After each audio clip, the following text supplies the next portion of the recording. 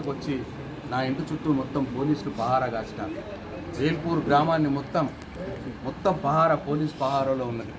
గ్రామంలోకి ఎవరు రావట్లేదు, మీడియాను కూడా రానియట్లేదు, నా ఇంటికి ఎవరిని రానియట్లేదు. మొత్తం చాలా అంటే ఇంత నిర్బంధం మేము ఉద్యమ సమయంలో కూడా చూడలేదు. తెలంగాణ ఉద్యమ సమయంలో ఆంధ్ర ముఖ్యమంత్రులు కూడా ఇంత నిర్బంధం చేయలేదు. అప్పుడు మేము పోరాటం చేసినాం, దీక్షలు చేసినాం, మేము అడిగినాం. అప్పుడు కూడా వాళ్ళు మమ్మల్ని ఆపలేదు.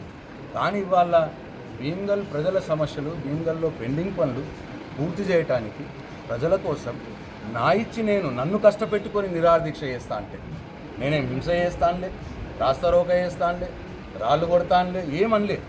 నన్ను నేను కష్టపెట్టుకొని ఒకరోజు నిరాదీక్ష చేస్తా అంటే దీక్ష కూడా చేయనీయకుండా భగ్న చేయడం ఈ ప్రభుత్వ పిరికి పంద చర్య పరాకాష్ట అని చెప్పి నేను భావిస్తాను. ఎందుకంత భయం రేవంత్ రెడ్డి నీకు? ఎందుకంత భయం మహేష్ కుమార్ గౌడ్ నీకు? 5 కోట్ల రూపాయల మిగిలిన పనులను పూర్తి చేతనైతలేదా? 30 నెలల నుంచి 5 కోట్లు పెడితే పనులు పూర్తయిపోతాయి. అది కూడా చేతనైతలేదు.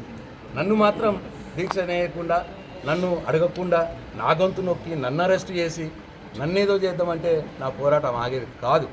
ఎందుకంత భయం రేవంత్ రెడ్డి గారు?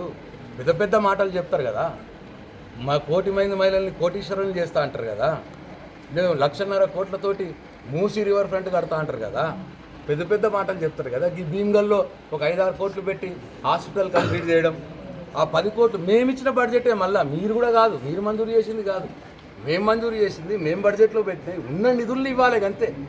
10 కోట్ల రూపాయల సీసీ రోడ్లు పూర్తి చేయలేకపోతున్నారు, బస్ డిపోని తెరవలేకపోతున్నారు, ఇంకా 3 కోట్ల రూపాయల మార్కెట్ని కంప్లీట్ చేయలేకపోతున్నారు. పెద్ద మాటలు మాట్లాడతారు రేవంత్ రెడ్డి గారు. 1,00,000 కోట్ల పనులు చేస్తానంటారు. హైదరాబాద్ని లండన్ చేస్తా, ఇంకేదో చేస్తా అని మాట్లాడతారు. ఈ భీమ్గల్లో ఈ పనులు చేయడానికి సాతనైతలేదు. చెయ్యండి మహాప్రభు అని చెప్పి నేను విజ్ఞప్తి చేస్తూ, దీక్ష చేస్తా అంటే, నేను నిరాదీక్ష చేస్తా అంటే నన్ను ఇట్లా ఆపిపెట్టడం. నేను ఈ సందర్భంగా వాళ్ళకి హెచ్చరిస్తా ఉన్నాను. మీరేదో నా దీక్ష భగ్నం చేసినాం, భీమ్గల్లో చేయనీయలేదు అనుకుంటున్నారేమో. మీరు భీమ్గల్లో చేయనీయకపోతే నేను ఎక్కడ ఉంటే అక్కడ నా దీక్షను కొనసాగిస్తాను. ఇప్పుడు నా ఇంట్లో వేల్పూర్లో, నా సొంత గ్రామంలో, నేను నాతో పాటు కొద్దిపాటు తప్పించుకొని వచ్చారు కొందరు నాయకులు, పోలీసుల కళ్ళుగాకి వచ్చారు. మరి వాళ్ళు కొందరు నాతో పాటు భీమ్గల్కి చెందిన నాయకులు దీక్షలో కూర్చున్నాం. మా ఇంట్లో తప్పకుండా 5 గంటల మట్టు దీక్ష కంటిన్యూ చేస్తాం.